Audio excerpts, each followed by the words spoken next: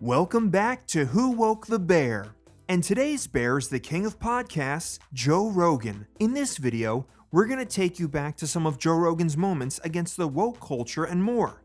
But before we get started, if you haven't already, or if you're new here, how about a slam on that subscribe button? Thank you. Now let's get into it. We have seen a lot of absurd conversations on podcasts, but Joe Rogan's podcasts definitely take the cake. The patience this guy has is commendable because some of these guests are annoying. One of them being Adam Conover. And again, I'm not an expert. That's all he said. Literally, during this almost 3-hour-long podcast, his answer to every logical question was, "I'm not an expert on this." So, Joe and Adam were talking about transsexuality. Adam was arguing the case about embracing a child's choice, but as soon as Joe asked him a logical question about hormone therapy, he went blank, probably because his woke mentality did not prep him for logical conversations. Check this out. I have a friend who has a trans kid. Don't know the kid's exact age, but we're in the age range that we're talking about.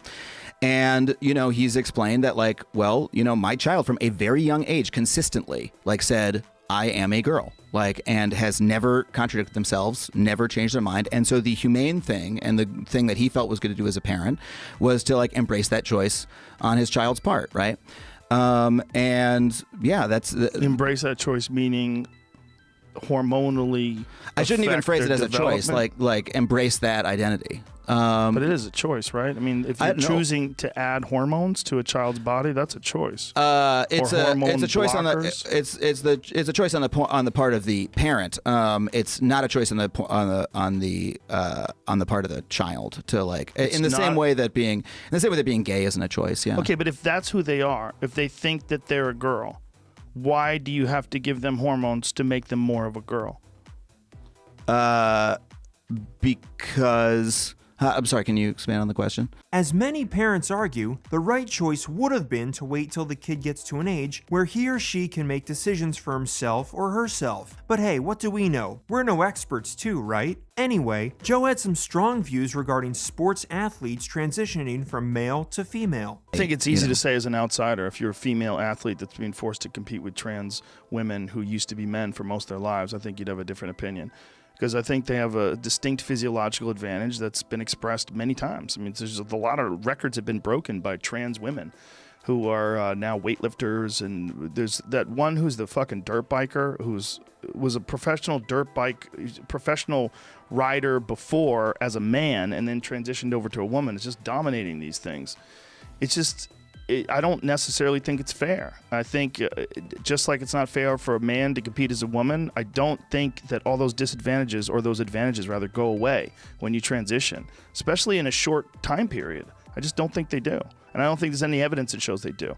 There's a diminishing amount, but how much so? And in fact, there's a doctor, a board-certified endocrinologist, Dr. Ramona Krutzik, I think is her name, who did a whole article on this about fighters, about male fighters transitioning to becoming female and competing as female, which has happened. And they're saying that not only does the estrogen therapy, it actually preserves bone density. It doesn't just turn them into a woman or turn them into female, or so their hormonal profile is similar to females, but it also preserves their masculine bone density, because one of the reasons why women lose bone density as they get older is a lack of estrogen. That's part of the reason why osteoporosis kicks in.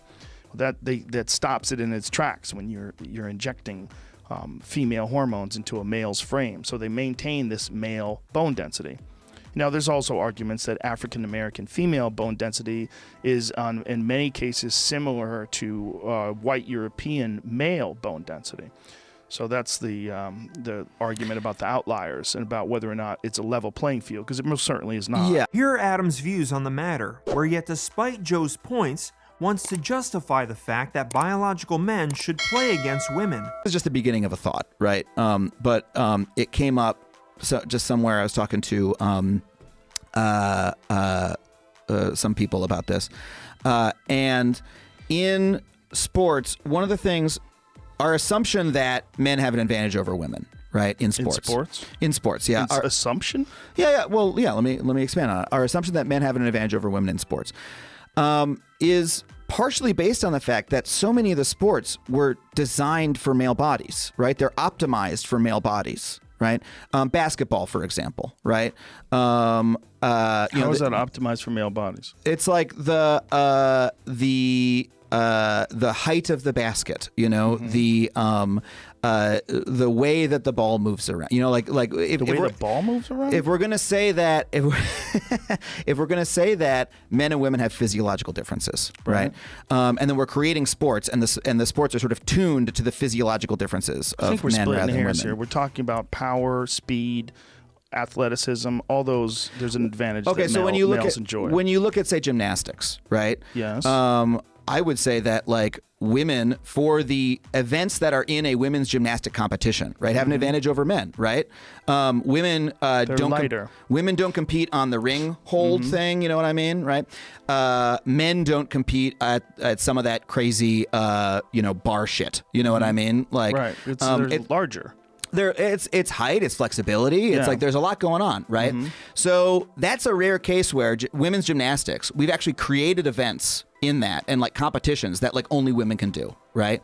And so we sort of optimized that sport more for a female body, right? What if we did that with a lot more sports, right? So indirectly, Adam admits that men have a physiological advantage over women by admitting that the sports designed for men are not optimal for females. Hence the point of basketball and powerlifting being a male and female sport. But if a male athlete transitions to a female, their bone density and other features stay intact, giving them an advantage over female athletes in those male optimal sports. Adam further went on to fail his arguments in this conversation by way of slowly indirectly accepting the points Joe was making. Joe also discussed this topic with Jonathan Haidt regarding athletes speaking up about this issue and social media backlash. Specifically like female athletes. We had Riley Gaines, who was the female athlete that competed against Leah Thomas, and she has said that biologically male athletes should not be able to compete with biologically female athletes because they have a significant advantage. And she was banned from TikTok just for saying that. Yeah,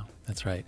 So this relates to the larger issue that we talked about last time and that I hope we'll continue to talk about today, which is that social media has brought us into an environment in which anyone has the ability to really harm anyone else.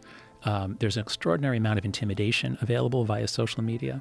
And so this has led the leaders of all kinds of organizations to run scared. Greg Lukianoff and I saw this in universities. Why don't the university presidents stand up to the protesters who are shouting down visiting speakers? Isn't there a grown-up in the room? And then we saw it in journalism, newspapers and editors who wouldn't stand up for journalistic principles.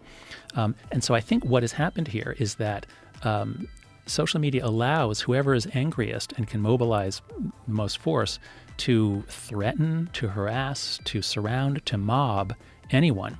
And when people are afraid to say something, that's when you get the crazy distortions that we saw on campus, or that Riley Gaines was seeing too. Just that people are afraid to speak up. And in a democracy, in a large, secular, a diverse democracy, we have to be able to talk about things. Yeah. And so that's part of why we're in such a mess now. Is I've argued that it's when social media became super viral after 2009, 2010. You get the like button, the retweet button. Social media wasn't really bad or harmful before. It wasn't terribly harmful before then. But by 2012, 2013, it had really become as though everyone had a dart gun. Everybody could shoot everyone. And that's when we began sort of like teaching on eggshells in universities, because our students could really do a lot of damage if we said one word they didn't like. Things are getting even worse because the institutions that we literally depend on are now a part of this agenda. So, people are at a constant risk of being manipulated because every time we go on the internet, there is someone looming over our usage, waiting to integrate their ideologies into our daily lives. Joe brought this topic of woke AI up in a conversation with Jonathan Haidt, and look what they had to say. But my point is for Google. I suspect that Google was suffering from an extreme case of structural stupidity because surely a lot of those engineers could see that this is terrible. This is a massive violation of the truth, and part of Google's brand is truth and trust. So I suspect they were just afraid to say anything. And that's why Google made this colossal blunder of introducing, woke AI at a time when we desperately need to trust our institutions that are related to knowledge. And Google was trusted, and now they've lost a lot of it. And it's not just Google; it's ChatGPT. But ChatGPT is not as explicit. I mean, it's not as explicit, but it does do certain things. Like if you ask it to say something positive about Donald Trump, it refuses. Yeah. You ask it to say something positive about Joe Biden, it'll gaslight you. Yeah, no, that's right. I'm not. And there was recently, was it David Rosado or who was it who put out some listing of how far left each of the different AI products are. So you can certainly say that ChatGPT is not politically neutral, but you wouldn't say from that the people at ChatGPT or OpenAI are stupid. You would not look at this product and say, how could they be so dumb as to have it be left-leaning?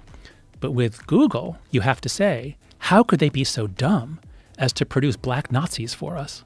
Right. I just don't think they played it all out. I think right. this ideological subversion, this thing that they've done with DEI and with the universities and the education system, it just seemed like you had to apply that to artificial intelligence, because you're essentially you're giving artificial intelligence these protocols, you're giving it these parameters in which it can address things. Yeah. And if you're doing it through that lens, this is the inevitable result of that. You're going to get black Nazis. And those are just some of the few woke topics discussed by Joe Rogan. Share your thoughts in the comments below. Subscribe to our channel and stay tuned for future videos. Give this video a thumbs up and share it with your friends. See you in the next video. Can you guess who the next bear is?